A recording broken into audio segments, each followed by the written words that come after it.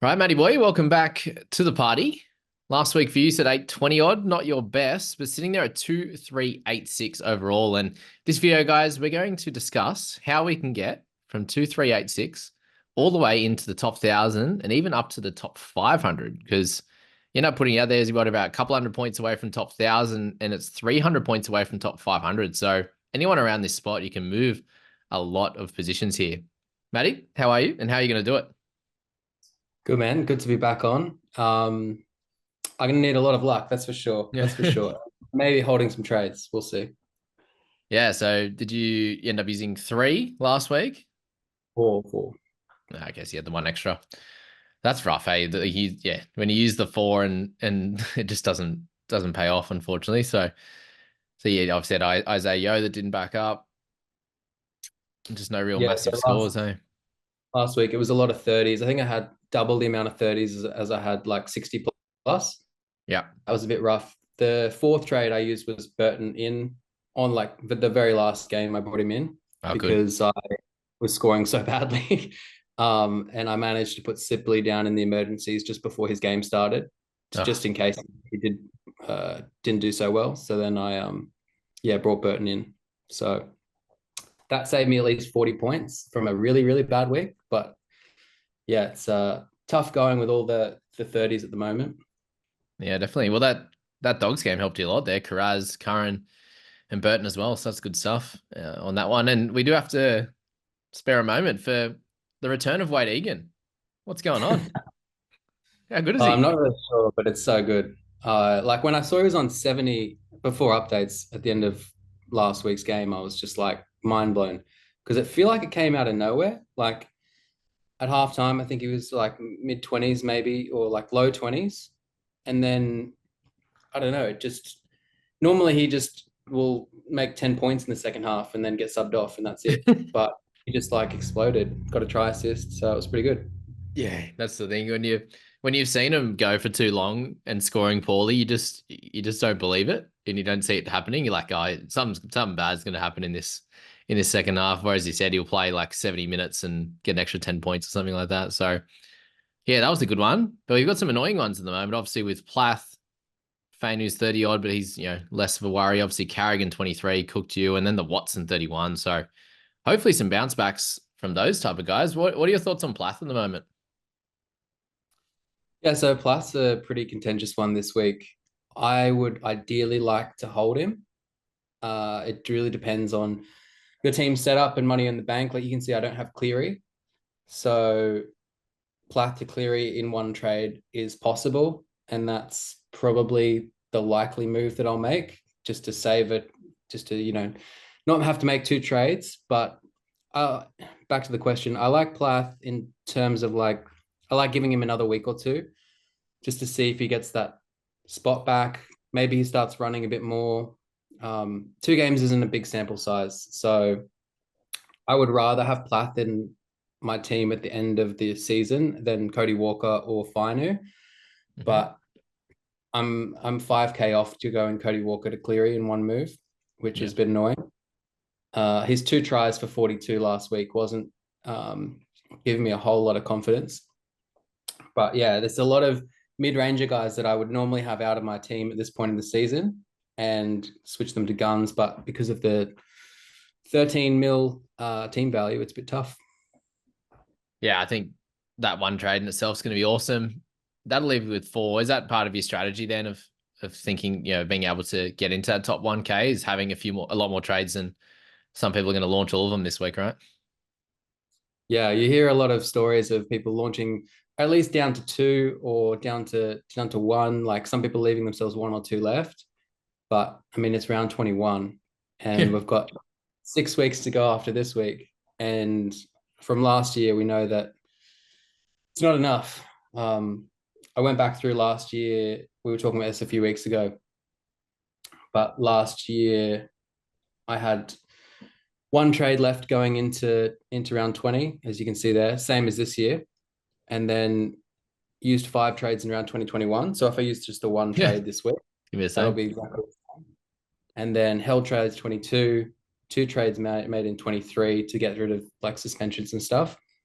and then held trades, used one in the last 2 weeks each, and still played way short in round 27. So I'm avoiding all Warriors completely. I've been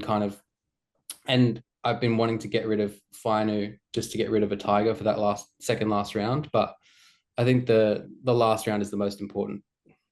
Yeah, that makes a lot of sense. And just got a little bit, I don't know how truthful it is, but Brandon Smith was talking on his podcast there and on the Buy Round podcast with James Graham there. That apparently, Harry Grant was saying that Melbourne are going to rest their stars in round 26. They don't have to go all the way up to North Queensland, and they're going to play in round 27. So slightly different. Well, obviously teams did that last year as well. They went 26 and 20 instead of 27. So maybe, that's probably a little bit more helpful, right? Like if you've only got one or two Tigers, to have the one or two Storm guys resting in that, maybe you can still feel close to a 17. You might, remove one of those Tigers or something like that in that round and might help round 27. I don't know. What do you think of that?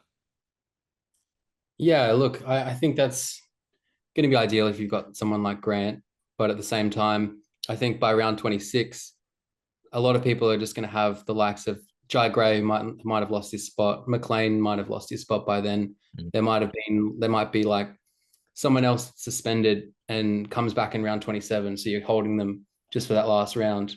Like there's a lot of stuff that can change between now and then. So whilst it is probably beneficial to be in 26 rather than 27, I'd still be like avoiding getting in Tigers and things like that. Yep. No, I think that's completely fair. Another one I've been speaking about there is bringing in guys that aren't likely to be rested. So the benefits of having like a Josh Curran or a Jamal Fogarty and these types of guys coming into those back few rounds. Is that something that you're thinking of doing yourself as maybe a little bit of a way to get a leg up on your opponents to get in that top 1,000? Yeah, I thought that was quite interesting. Last week, I brought in Burton and Curran because I knew that they would play every game. Mm-hmm. And they had a decent amount of upside for where they're priced at the moment, especially Curran. Then I also brought in Watson, and I knew he had one buy, but I needed a hooker to pair with Wade Egan. So I kind of took the gamble that didn't that work out? Yeah.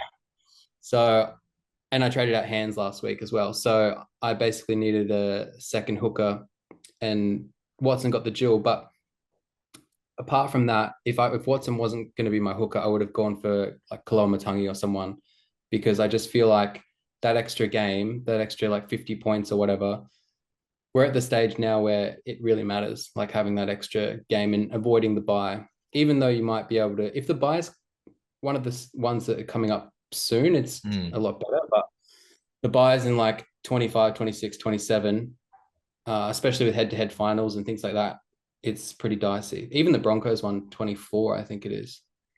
Isn't great. Yeah, that's probably the latest one. You probably want to have 3 max, but 2 is probably ideal, or even 1, obviously. And then, from there, we'll probably all run out of trades or close to it. And you don't want to make that trade just for that one extra score that week, I suppose. You're wanting to trade an injured 700K guy and get 3 50-plus scores for that back end for sure. That's a really good point, mate. Thank you for that one. Plays you said you want. So Hines, Latrell, Murray, all guys that aren't back yet. Hines, what do you reckon? We'll get him the last couple of rounds? Yeah, probably. I think they'll have to get him fit for finals if the Sharks are in finals contention at that point, which with their draw, they should be. Yeah. And Latrell, I think we're going to get news either tonight or tomorrow morning, I think, on how his secondary scan has gone, which he got Monday night, apparently. So he then has to meet with Doc after that and find out if he is a good chance of getting back or if he's going to be out for the season. So that'll be interesting as well. And then Murray, obviously under 700K. So he's a fella that's obviously going to play every single game for the rest of the season too. And slightly cheaper than that of AFB now, but plays that extra game too. So that's pretty cool. And is this more based around if we do get an injury, these are kind of the guys you're wanting? This was my list from 3 weeks ago. Oh, yeah. Cool. This is my current list. So this was just what I sent to you like a few weeks ago when I first looked at this. So sweet. It's kind of funny that all the players have become non-options for the most part. Funny as. Except for, Cook Grant. Marnie, what do you think of Grant? Obviously, he's going to miss one more game. I Very don't cheap like it. though. Where are we at with him? I don't like it personally. Like I think you can take a punt on him, but he hasn't really shown form all season. And he's kind of been riding off the like he looked okay in the game the other night. Like the Storm looked really good against the Roosters and he made a line break and he looked all right. But he came out as well and said like he's focusing on his defense, he's letting the attack do its thing, and he's down in attacking points. Like all his try assists, tries, and everything is way down this Yeah, season. And so I'm not a big fan of jumping on Harry Grant. I'd much rather take a risk on Damien Cook or Watson, these guys with high upsides. definitely. Is there a world, mate, if you had to make two trades yourself to get Cleary, is there a world where you don't go for him and you go for like Fogarty or Burton or someone like that instead? I think there is a world. Like I know you were considering it in one video Yeah, today. thinking about it.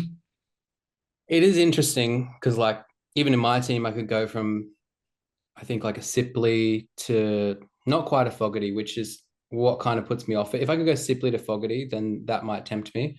But I Mm, think it's like Sipley to Dylan Brown, or like I think I can get like 690K up to there. okay. But yeah, if I couldn't get Cleary in one trade and I had like five or less trades, I'd be really tempted to just anti-pot him and go for Fogarty. But Mm, he's the best player in the game. yeah, So you captaincy. risk a lot. But at the same time, if he gets injured in this game coming up, then you gain a lot of points on a lot of people.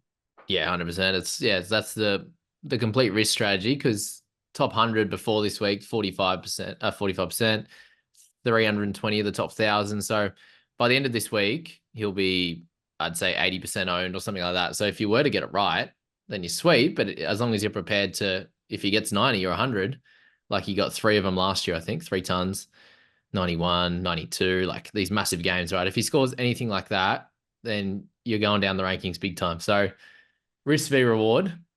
What are the chances of Cleary going poor? I suppose. Do we have it at 20%? And when I say poor, like 55 to injured. You mean this week or in Yeah, general? yeah. This week. Well, this week I'm actually considering not captaining him, just because I think that yeah, it's probably around 25% or something like that. The chance that he either gets injured or gets rested and gets like a sub 50. I'm thinking of captaining Isaiah Yeo, just who's had that break, and that way I'm not locked into my captain who plays on Sunday. Because if he pulls out late on Sunday, everyone will have him locked, and not having him locked, being able to reverse that trade will be pretty massive. Because Plath plays on Sunday as well, Okay. so I can avoid making that trade completely. Yeah, that's fair. But if I had him from last week, I would definitely be captaining him for sure. Yeah. And yeah, I think there was a world where you can anti-pot him, but then I look at Dragons, Knights, Para. It makes it tough. And then Canberra and Rabbitohs in amongst Melbourne, which will be up for that game. So just And thinking when of goals alone, like even if he isn't to get all the assists and the tries, like the base stats and the goals alone will get him up to that 60 and then just whatever he can do from there. So it's tough to go away from him. it's like when was the last time he was at this price as well? Yeah. He's so cheap, and I think we're pretty burnt by Hines, bringing in Hines and having him get injured, bringing Cleary earlier in the season, having him get injured again. Like we're a bit Oh my gun shy God. and we're kind of like entertaining these crazy ideas of like not getting Cleary. But yeah, 2020, 1.2 million in 2021 he got to. that's crazy. And then 2020 he started at well, yeah, 800-ish. But even still, like he went straight up from there. 2020 was his lowest, 804. Wow, but yeah, he And got to that's 1.21 million in round 22 and 23, and then backed it nuts. up with 106. No worries. 124, 87, 61, 88, 144, 115, 72, 89, 107. Wow. Oh, and the Three days. 89 was in Origin, mind you, It's insane. as you do. That's a purple What did you patch. what did you think of his performance on the weekend? A little bit rusty, but he's just everywhere, isn't he? That's the thing with him. The best part about his game from a fantasy perspective is that he gets left to right, left to right. He gets his hands on the ball a lot. He'll either run a bit and get some run meters, or he'll be in a position where they lay a hand on him, he offloads it, or he'll evade someone. Like he's getting all that along with just that crazy base, then kicks goals in a team that's so good. It's just fantasy wise, it just happens for him. But I don't know. There is obviously the worry as well that they said that Luai, with how well he's playing, they're going to split a bit of that role as well, right? So I just don't know if I can see Cleary giving up a lot of control over the game. Like he wants to get in his touches, and I think he wants to get out there and prove that he is the best half for New South Wales. Like after Moses yeah, showed up, so we'll see. I mean, I think he looked clunky, but he always looks clunky the first game back. It's the mm. second game back that he really kind of stamps his authority on the game. Yeah, 100% agree with that. And yeah, even like that one, it was his first game back when he did his hamstring. He was 39 in 39 minutes. Like he was, and that was with no attacking stats. So like he can just do it so easy, right? He made, got a tackle break, made his tackles, got a try saver in there with the turnover. Yes, that's helpful, but almost 300 kick meters. He's running the footy. He's always up over 100 meters. So yeah, it's gonna be a fun one. I can't see myself not owning him and watching from behind the couch. That's for sure. But mate, any other clear options for you this week? Anyone kind of standing out for you? I think McLean is the clear standout. Obviously, playing on that Penrith team, he has good raps on him from what I've heard, coming through the grades compared to Manu and stuff like that. Tall, rangy body, like decent size for a center. I think he could do quite well. And even if quite well is like mid 30s, then that's fine. You're paying 280K for him. So I have a bit of FOMO about not getting him this week, because if I did get him, I could restructure my team a little bit better, where my bench, I could take some money out of my bench and essentially put it in my starting 17. Mm-hmm. But I just think each trade at the moment is so valuable that like is going Piakura to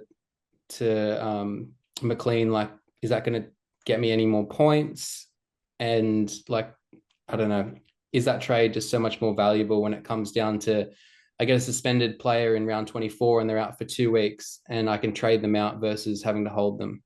Like, Yeah. I think the power of trades is quite important.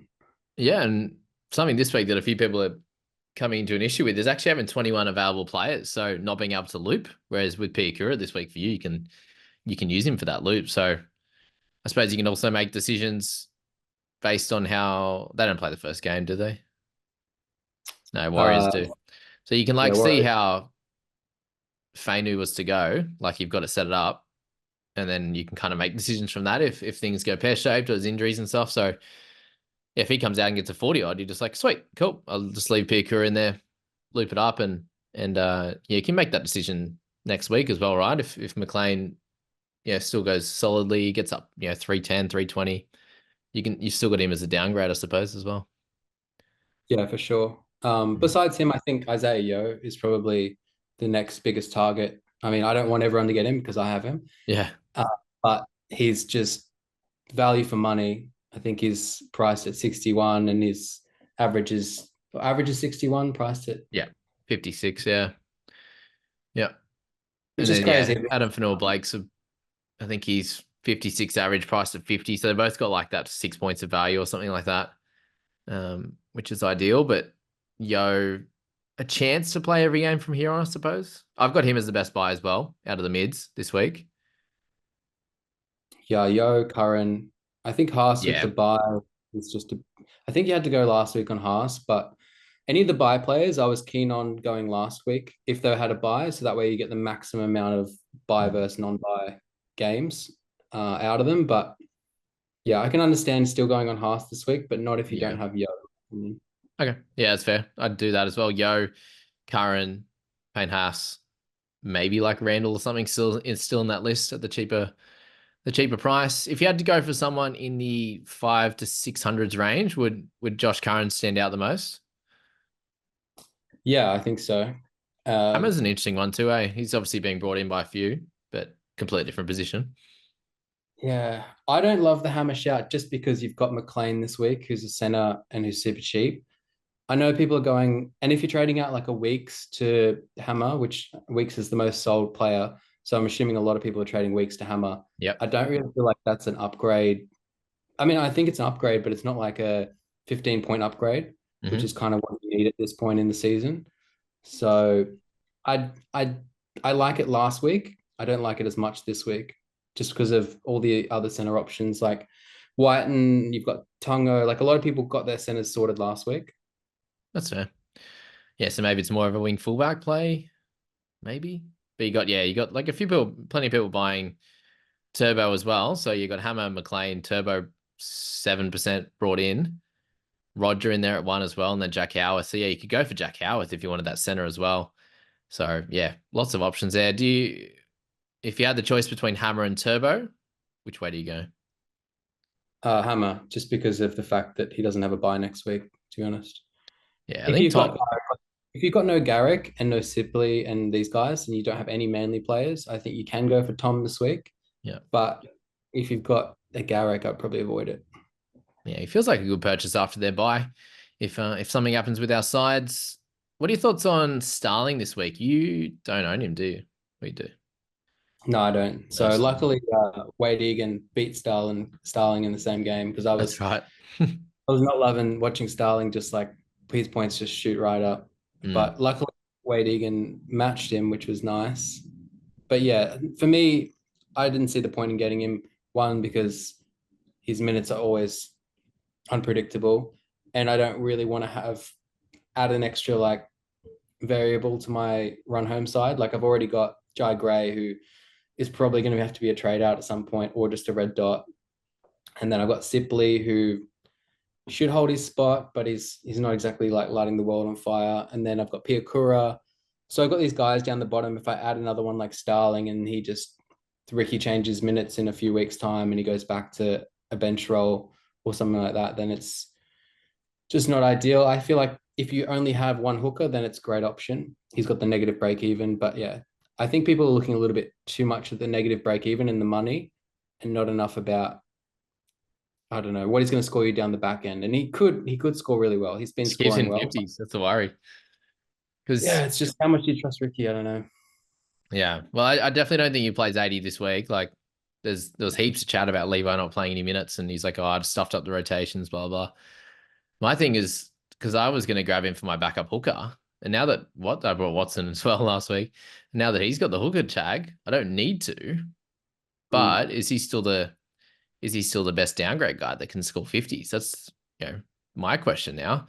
Because there's still some risk, but like if he keeps hitting 50s, then I want him in my 17 as well. So yeah, it's an interesting one. I'm still not sure what to do there because you've got McLean, you've got Howarth, and I'm thinking, Jai Gray's in my team. I've got Willison, these types of guys. I'm probably not going to want to have. Do I downgrade one of them instead to Howarth or to McLean, and then get Cleary that way for like Wishy, who's obviously going to be out of the team in the next week or so. So yeah, what do you reckon Can you, there? can you afford to do Trindle instead? Someone with a little bit more security. I don't Trindle know. from like Sharks. instead of Starling. Yeah. Don't think so. I think I'm a little bit short. He's like 507, isn't he?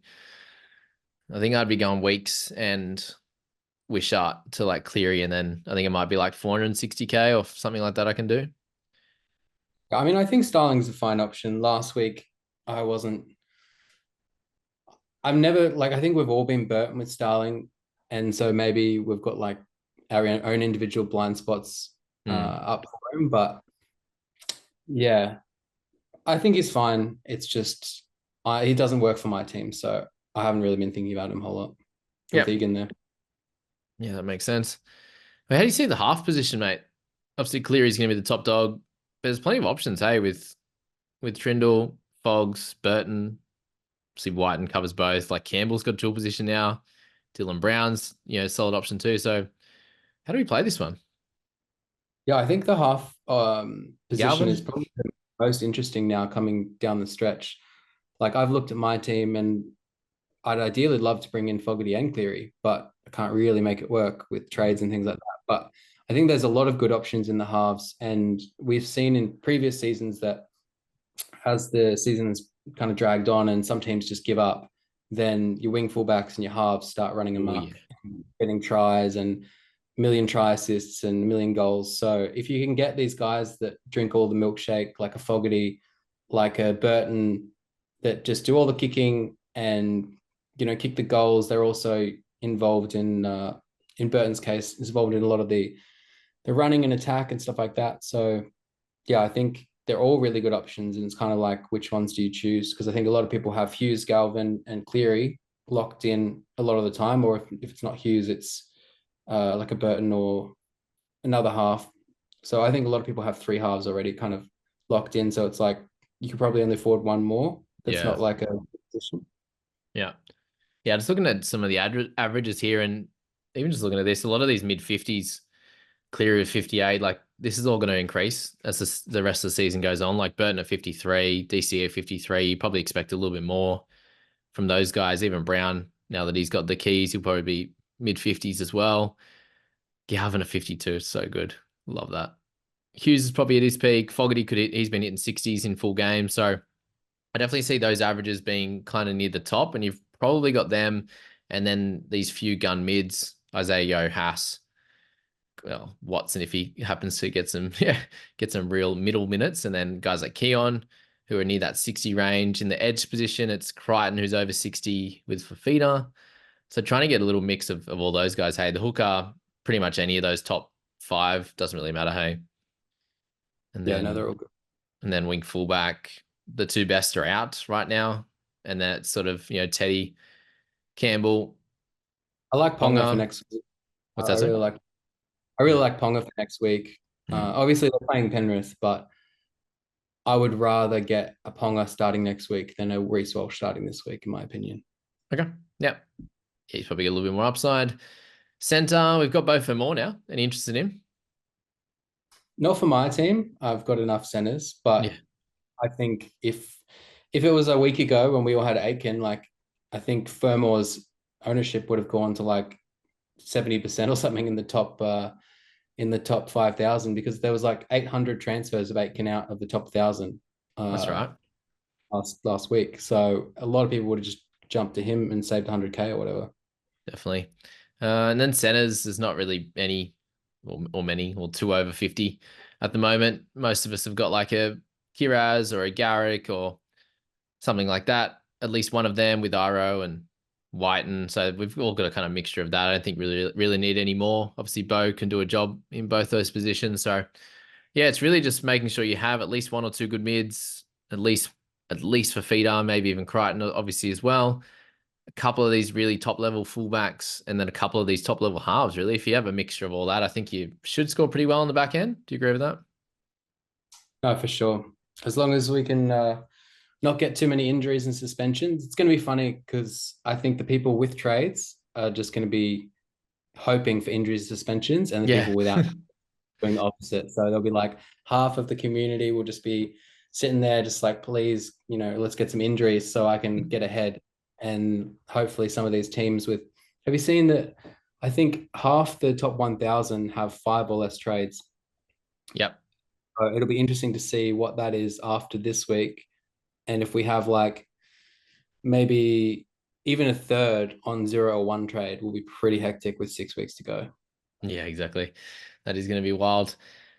Yeah, and I suppose if you do have trades now, it's a matter of, like you said, kind of improving that 17. I think it's a good opportunity to push for that. If you're sitting at 10 or so trades, making a couple a week at the moment, just really getting a dominant 17.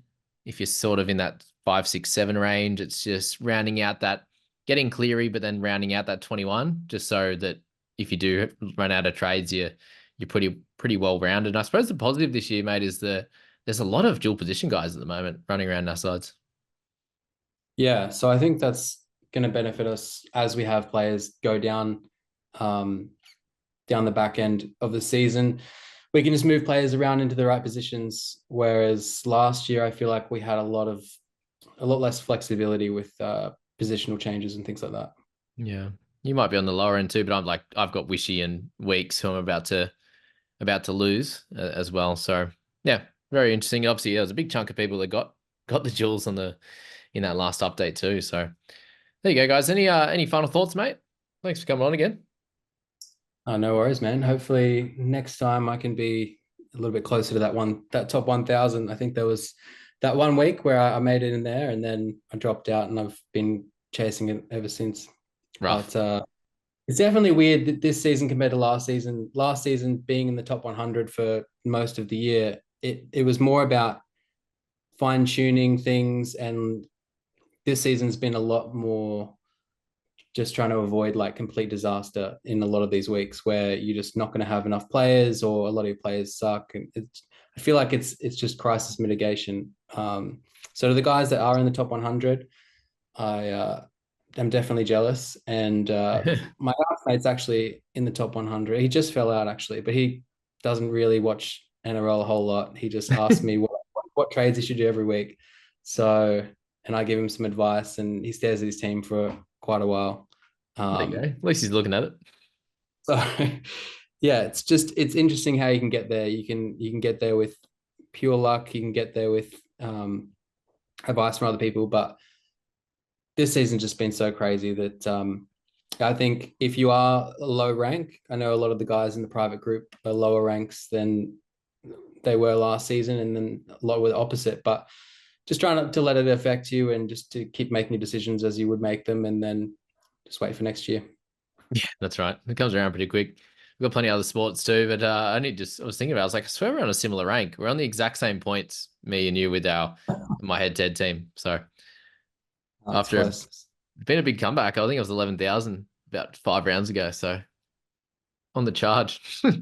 Wonder where that team can end up. I think 7 trades. So we'll see how they can verse each other, being on the same points with 7 to go. That'll be fun. Awesome, mate. Thank you very much. Appreciate you everyone for tuning in as well. And good luck this week, eh? Thanks, man. Good luck.